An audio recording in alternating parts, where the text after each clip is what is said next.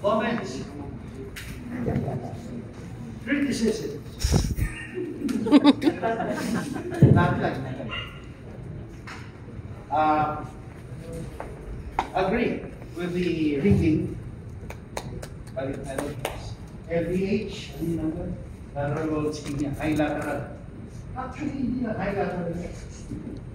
V5, V6. Lateral wall ischemia. Yung mga kanyang T-waves yan. Yan ang mga T-wave inversions of ischemia.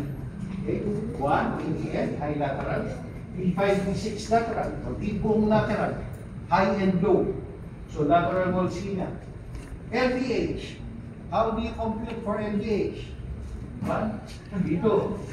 5, 6, di ba? Okay. If you add UV1, okay, UV1 plus RV6, pag inad mo yan, that should be more than 35 millimeters. Yun ang LVH. So ito, actually ito, hindi kayo ma-confuse.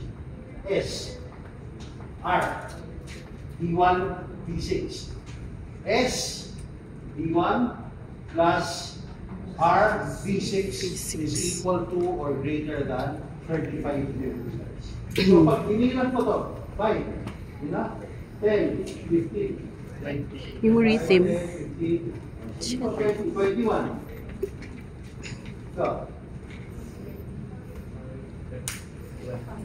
5, 10, 15, 20, 21, 40 LVH. That is the, may mga criteria yan, pero huwag nyo munang intindihin yan. You call that the Sokolov criteria of LVH. Ano? Sokolov? Meron ibang criteria to determine LVH. So, kung titignan mo, lahat ng binanggit na may left axis deviation, bakit? May left ventricular hypertrophy.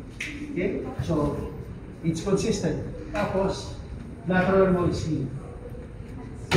Good. Next.